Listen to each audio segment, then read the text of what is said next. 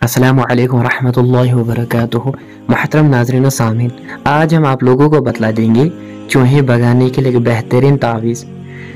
जहाँ भी चूहों ने परेशान कर रखा हो, चाहे घर में, चाहे दुकान में या किसी कारोबारी जगह में जहाँ आप कारोबार करते हैं, और चूहे जो है बहुत सख्त नुकसान आपको पहुँचा रहे हैं, तो इसके लिए एक बेहतरीन तावीज़ बतला देंगे।